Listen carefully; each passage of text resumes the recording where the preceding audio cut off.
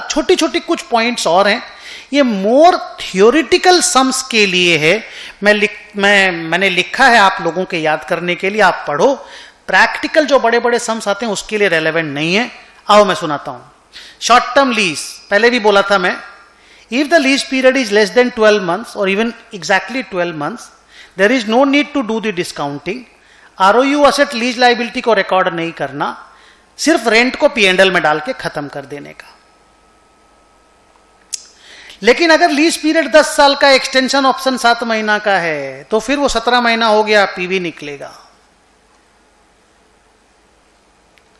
लो value item, computer वगैरह छोटी मोटी चीजों का अगर लीज लेते हो तो लीज अकाउंटिंग करने का जरूरत नहीं है। इंड AS 116 अप्लाई नहीं होता है। आप जितना रेंट पेमेंट करते हो पीवीसीवी मत निकालो, जितना पे करते हो पीएल में डालो, खत्म करो।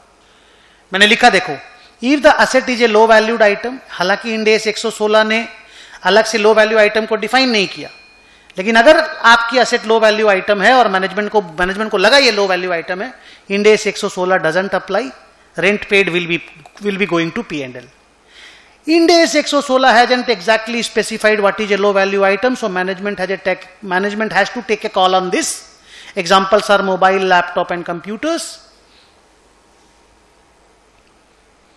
और एक लाइन है यहां पे कि लो value item should be A low value item when it was new. मतलब ये कि कोई आइटम जब नया था तो 400 करोड़ रुपया का था, आज वो बहुत कम वैल्यू का हो गया है और आप उसको आज लीज पे ले रहे हो, तो क्या वो लो वैल्यू आइटम माना जाएगा? आंसर इज नो, वो हाई वैल्यू आइटम ही है। न्यू आइटम लो वैल्यू का होना चाहिए, तब जाकर के इंड AS 116 से आपको छूट मिलेगा।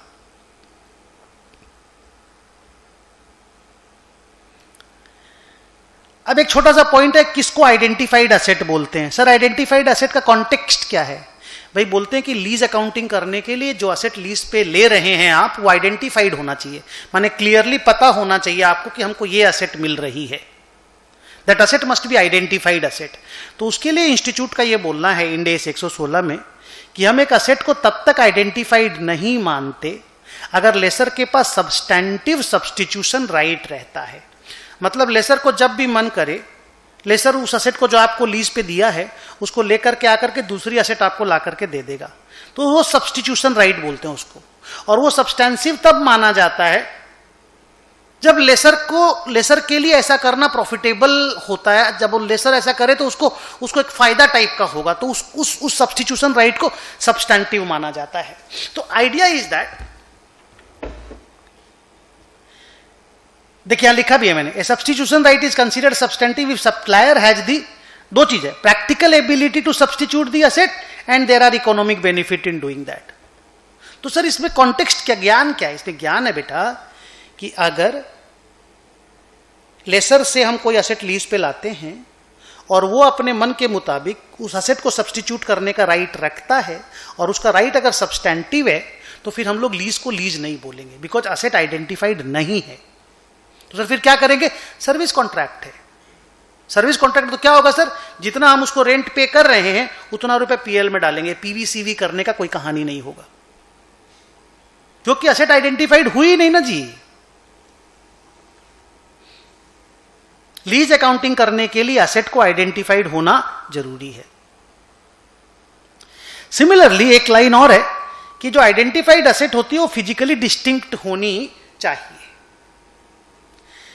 We consider an asset to be physically distinct if it represents substantially all of the capacity of the asset. This means the asset should provide the customer substantially all the economic benefit, और substantially all is 90%, क्योंकि institute ने अलग से कुछ define नहीं किया।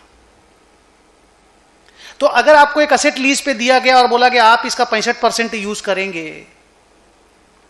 या आप इसका 35% यूज करेंगे, तो that asset is not identified because it is not physically distinct, because you are not using 100% of the asset, या you are not getting the economic benefit 100% from that particular asset. तो sir ये कहां पे काम आता है? ये theory के क्वेश्चन में काम आता है। लीज्ड असेट को आइडेंटिफाइड होना चाहिए, लेसर के पास सब्सटेंटिव सब्सटीट्यूशन राइट नहीं होना चाहिए, और असेट का पूरा इकोनॉमिक बेनिफिट आपको मिलने का, लेसी को मिलने का अधिकार होना चाहिए, तभी lease accounting as per Ind AS 116 होता है, नहीं तो सर्विस कॉन्ट्रैक्ट माना जाता है। दो छोटे छोटे पॉइंट और मैं पढ़ता हूं आपके लिए। A leased asset must transfer the right to control the asset in favour of the lessee. Easy है। This means lessee should be able to exercise his right to direct the use of the asset and he should have the right to obtain the economic benefit from the asset. Lessee ये नहीं बोल सकता तुम सुबह 9 बजे से 12 बजे तक असेट नहीं चलाओगे, फिर 3 से 12 नहीं चलाओगे, दोपहर को 3 से 9 बजे तक नहीं चलाओगे। ये सब ज्ञान देने का नहीं है। आपने असेट लीज पे मेरे को दे दिया, now I will decide what to do, what not to do. हां, लेसर के पास प्रोटेक्टिव राइट जरूर रहता है। अब अगर तुम कोई गाड़ी लीज पे लाए और लेसर बोला कि भैया नो एंट्री जोन में मत घुसना, इंडिया के बाहर पाकिस्तान लेके मत जाना बिकॉज वो नो एंट्री है, गाड़ी को समंदर में मत घुसड़ देना, तो लेसर तो प्रोटेक्टिव राइट तो रखेगा ही ना। अदरवाइज बाकी गाड़ी कैसे चलेगा नहीं चलेगा ये सब कहानी लेसी ही डिसाइड करता है। लास्ट, अगर एक लीज कॉन्ट्रैक्ट में लीज कंपोनेंट भी है और नॉन लीज कंपोनेंट भी है, 2 पॉइंट है। अगर लीज कंपोनेंट भी है और नॉन लीज कंपोनेंट भी है तो लीज कंपोनेंट को लीज की तरह लीज लाइबिलिटी और ROU असेट करके लिखेंगे, नॉन लीज कंपोनेंट को अलग से सर्विस कॉन्ट्रैक्ट की तरह लिखेंगे। हां, इसमें कॉन्सेप्ट है कि अगर लेसी चाहे तो लेसी को इंड AS 116 ने एक अधिकार दिया है, लेसी को खाली, लेकिन लेसर को नहीं, कि वो लीज कंपोनेंट और नॉन लीज कंपोनेंट को एक मान करके वो जो टोटल पेमेंट करने वाला है उसका PV निकाल करके लीज लाइबिलिटी और ROU असेट लिख सकता है, प्रोवाइडेड वो चाहे तो। Okay, and now the last point. In order to find the lease liability, we have to find the present value of lease payment. That's clear. इसके लिए लीज रेंट को फिक्स होना जरूरी है।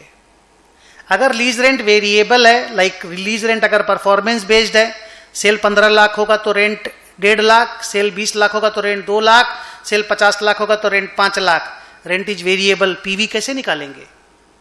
तो in that case Ind AS 116 apply करके lease liability निकालना possible नहीं है, क्योंकि रेंट फिक्स्ड नहीं है, रेंट वेरिएबल है। तो सर क्या करना है? मत निकालो, जितना रेंट आप जब पे करोगे PL में डाल दो, ROU असेट लीज लाइबिलिटी मत लिखो, सर्विस कॉन्ट्रैक्ट की तरह आगे बढ़ा दो। और सर अगर पार्टली फिक्स्ड पार्टली वेरिएबल है तो जितना फिक्स्ड एलिमेंट है उसका लीज लाइबिलिटी का अकाउंटिंग कर लो, जितना वेरिएबल एलिमेंट है उसका अलग से जितना पेमेंट होगा उसका पेमेंट को P&L में डाल के खत्म कर दो। देख मैंने लिखा, sometimes the lease rent are structured in such a manner that they look like variable but some or more part is fixed, माने part fixed part variable.